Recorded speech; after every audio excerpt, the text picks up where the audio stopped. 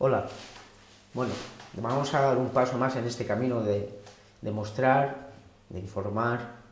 de dar a conocer y más aún la intención de haceros sentir un poco esta dimensión a la hora de agarrarse a posibilidades más allá de las que habitualmente conocemos como occidentales para dar solvencia y solución a nuestra vida cuando enferma. En este caso, lo que representa la medicina tradicional china a nivel clínico en el desarrollo de las técnicas, por llamarlo como solemos conocerlo aquí en Occidente, técnicas de trabajo sanador, de sanación, que desde el punto de vista oriental tienen una connotación diferente. La connotación diferente es el desarrollo del trabajo sanador a través del arte del soplo. Porque así es como define la medicina oriental el hecho de vivir y de existir. Somos un soplo viviente que ha tomado una forma, una estructura, y desarrollamos un proceso, el proceso de existir llamado vida. Hay dos elementos fundamentales en ese trayecto. Uno es la vitalidad. Cada estructura creada y cada estructura vida tiene una capacidad en base a ese soplo que se le ha dado para estar aquí. Y la otra dinámica o idea fundamental está en que esa vitalidad es lo que da el sentido a esa realidad, a esa existencia, sea una piedra, una hormiga, un pájaro, sea un ser humano, para ir encontrando los elementos potenciales que le van moviendo esa energía y a través de la cual él se va moviendo en una dirección. Esa dirección tiene tres elementos fundamentales que son los que nos proporcionan una capacidad de estar interesados en existir aquí. Uno es el amor, la otra es descubrir a través de ese amor y esos sentimientos la virtud, lo que le gusta a la persona, y la otra es que a través del amor, la virtud, la habilidad, la gracia que tiene cada uno, se va desarrollando un contacto, ¿no? Se va produciendo una entrada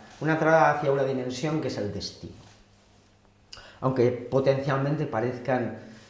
conceptos que carezcan de una base como para saltar hacia una idea de enfermedad desde el punto de vista energético, son los tres elementos que más desdibujan la energía en el ser humano y que por lo tanto en ese proceso de agotar esa energía se entra en una serie de deficiencias de funciones en el cuerpo y el cuerpo transcribe. ¿Qué transcribe? Transcribe un sufrimiento, una lesión, una inflamación, un dolor, una marcada incapacidad que la persona no se la notaba hasta cierto momento, y es ahí cuando empieza a dibujarse la idea de la enfermedad.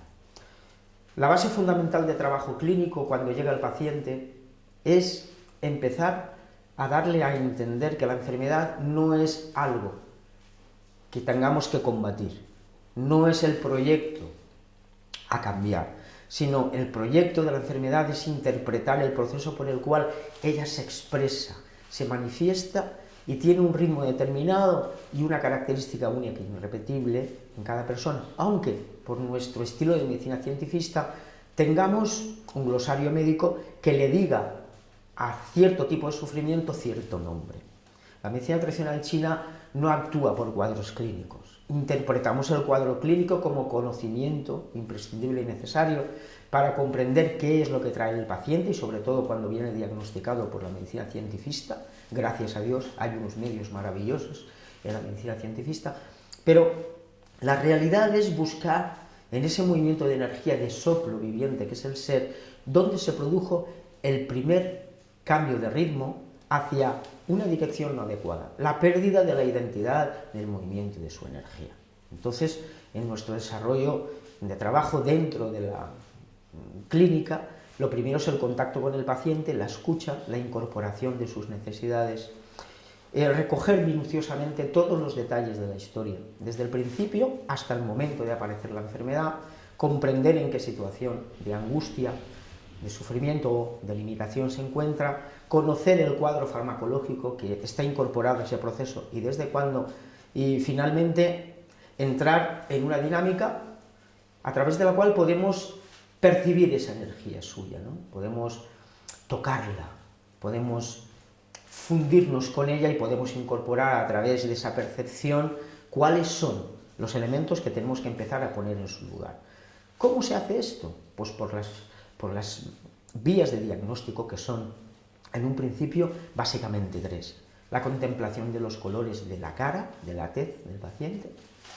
qué luz sale de su tez, no el color de la piel, sino qué luces se expanden desde su cara, la cualidad y la calidad, la estructura y la manera de movimiento de su lengua, y después hay un diagnóstico a nivel de percibir la energía, cómo viaja a través de su sangre, tomando lo que se llama los pulsos. Los pulsos se toman ubicando los dedos índice, corazón y anular del terapeuta sobre el primer tramo de la arteria radial del paciente, desde el principio de la base del pulgar hacia atrás. Hay 23 formas de pulsos básicos, a través de los cuales interpretamos las dinámicas internas a nivel de exceso de eficiencia, a nivel de estancamiento, a nivel de vacío, en todo lo que es la secuencia de función de un clan que se llama el pueblo, y el pueblo es ese organigrama estructural del órgano y de la entraña. Partiendo de esa realidad diagnóstica, donde rescatamos una serie de datos trascendentales a la hora de decidir qué necesita esta persona para empezar, unido a la historia que nos ha contado, teniendo en cuenta cuáles son las vías de terapia que ya ha probado, ha dejado o aún continúa con ellas, establecemos una dinámica de tratamiento a través de 4 técnicas fundamentales. Todas ellas mueven la energía o rescatan el movimiento de energía. La primera y la más conocida, porque es la que entró en Europa a través de la escuela francesa, merced al señor Bangui, un chino que se alojó en Francia, en París, y a partir de ahí empezó a mover la auriculomedicina, que es la técnica de inserción de aguja en la oreja, y poco a poco Francia incorporó esa técnica médica a la seguridad social, y ellos disfrutan de una posibilidad terapéutica de la medicina china, la auriculomedicina, la electroacupuntura en la seguridad social. Nosotros, en ese sentido, aún no hemos llegado ahí, pero todo llegará, ¿no? Estamos en su vía, estamos en esa vía. Entonces, bueno, pues tenemos la inserción de la aguja, la acupuntura, que es esa implantación de la aguja en un lugar y se deja un tiempo. Después tendremos la moxibustión, que es la forma de utilizar el calor y la fuerza lumínica de una planta, que es la Artemisa vulgaris. Muy curiosa, porque cuando combustiona, ella expande rayos infrarrojos de la porción 4,14 micras, igual que esa porción o fracción de luz solar que absorbe perfectamente nuestro organismo y que da sentido a toda la dinámica de la sangre y a toda la dinámica química que mantiene la estructura ósea, cartilaginosa, del tejido nervioso, etc. Aplicamos ese calor de muchas maneras diferentes, depende de la necesidad, de forma local, de forma distal, de una manera amplificada, según la patología que tenga el paciente y en el sentido del tratamiento. Luego el salto estaría en las manos como esas posibilidades humanas de aplicar, de inducir ese movimiento de energía, que se llama masaje energético, sobre la estructura del paciente, en un estado de receptividad, donde vamos a trabajar lugares muy determinados de forma muy concreta, depende de la posición de la mano o el dedo, o bien siguiendo el camino de la energía que no está sucediendo, impulsándola de una manera determinada, con una intención determinada, con una respiración determinada. Finalmente tendríamos la opción de entrar en contacto con la energía de ese ser enfermo, a través de una técnica llamada Qigong. El Qigong es el aspecto más sutil y el arte mayor, según lo define Oriente, a través del cual el terapeuta aplica un movimiento de energía al paciente sin tocarle. Hay personas con un nivel de hipersensibilidad mayor, personas que están quemadas, personas que tienen procesos de fracturas múltiples, personas muy álgicas,